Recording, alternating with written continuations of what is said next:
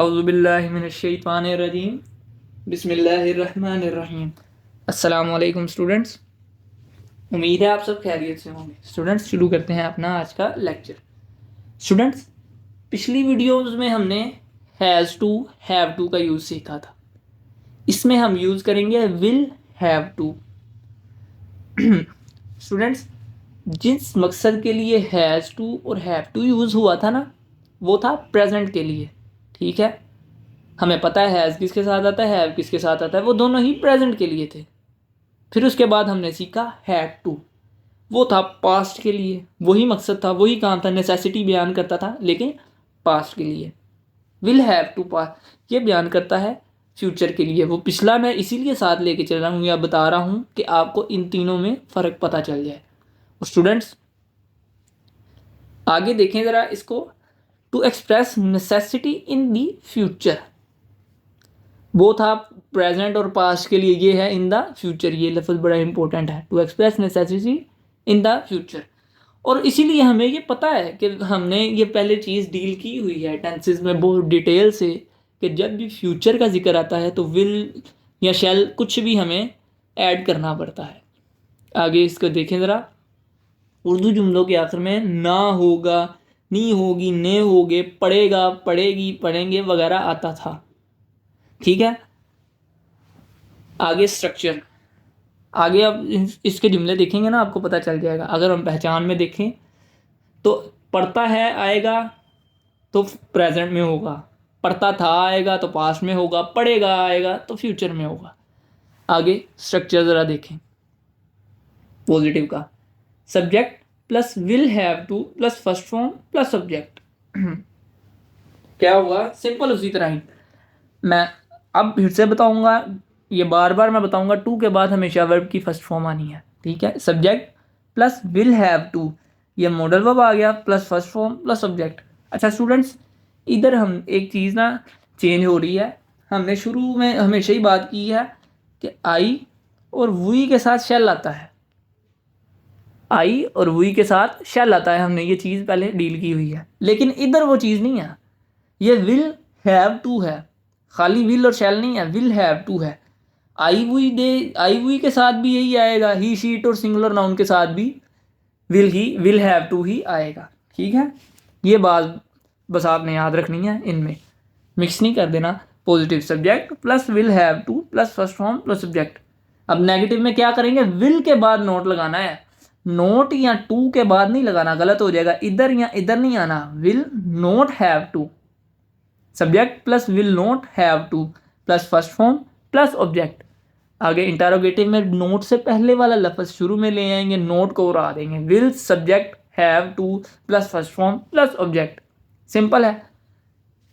मैं फिर से बताता हूँ कि प्रेजेंट के लिए हमने हैज़ टू और हैव टू का यूज़ किया था। पास्ट के लिए हम ले गए हैड टू को। फ्यूचर के लिए हम विल हैव टू को यूज़ कर रहे हैं। ये तीनों नेसेसिटी, तीनों ज़रूरतें हैं। ठीक है, ज़रूरत बयान करती हैं। ठीक है, कोई प्रेजेंट में थी, कोई पास्ट में थी, अब ये फ्यूचर में है। आगे इसकी एग्जाम।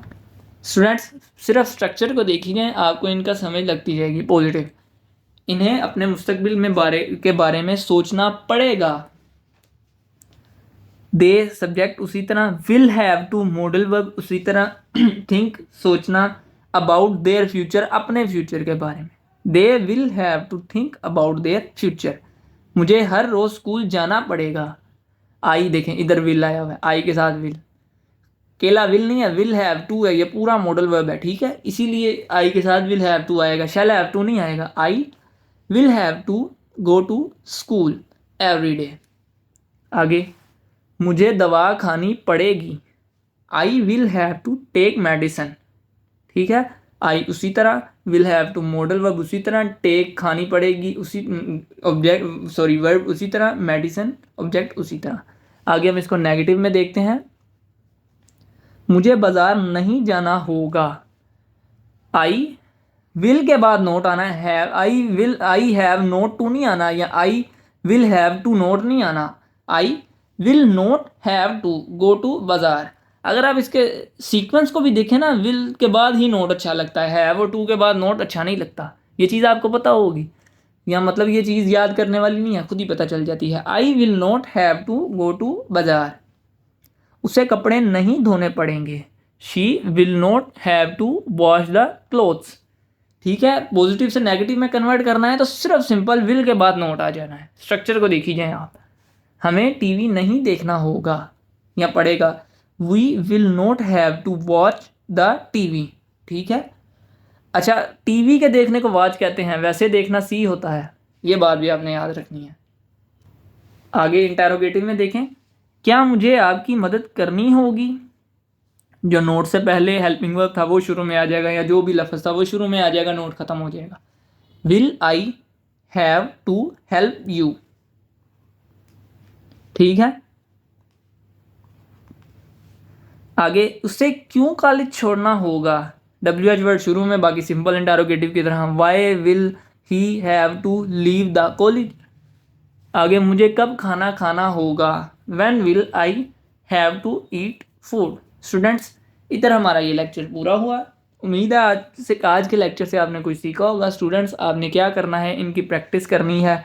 ठीक है, अब ये तीनों मॉडल वर्ब हो चुके हैं, आपने इन तीनों की अच्छे से प्रैक्टिस कर लेनी है। जितनी जितनी आप प्रैक्टिस करते जाएंगे उतना उतना आप इनमें परफेक्ट होते जाएंगे और उतनी अच्छी आप इंग्लिश बोल सकेंगे, लिख सकेंगे।